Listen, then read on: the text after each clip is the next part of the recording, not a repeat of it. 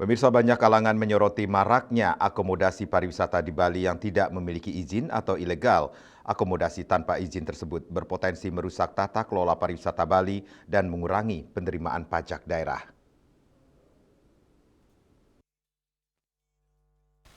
Menurut Ketua Umum Yayasan Jejaring Pengembangan Desa Wisata Indonesia, YPDW, IGD Putu Eka Budiasa, hal ini tidak akan terjadi apabila regulasi yang ada mampu dijalankan dengan baik.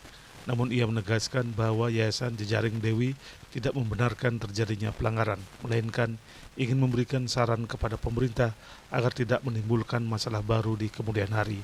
Ia setuju dengan rencana Kementerian Pariwisata di mana pemerintah tidak berniat menghapus atau menutup villa yang belum berizin.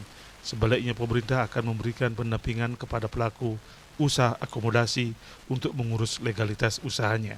Saran dari kami adalah bagaimana pemerintah daerah, instansi terkait bisa mengoptimalkan atau memberikan solusi terbaik agar yang sudah terbangun, yang sudah menjadi fasilitas wisata ini bisa optimal, justru bisa memberikan pendapatan kepada daerah.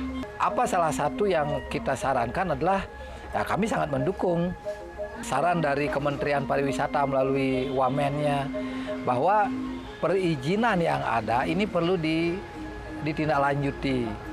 Sekali lagi, Jejaring Dewi tidak membenarkan pelanggaran, baik itu pelanggaran tata ruang maupun pelanggaran-pelanggaran yang lain.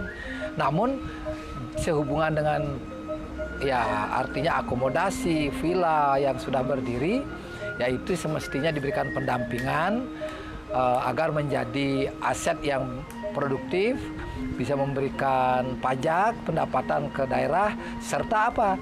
Serta tidak terulang lagi di kemudian hari.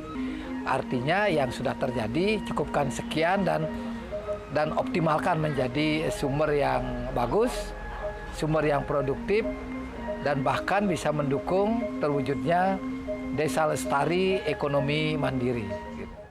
Terkait pemerataan pembangunan, ia menekankan bahwa kawasan Bali Selatan sebaiknya mengembangkan akomodasi yang ramah lingkungan serta menjunjung nilai-nilai kearifan lokal Bali.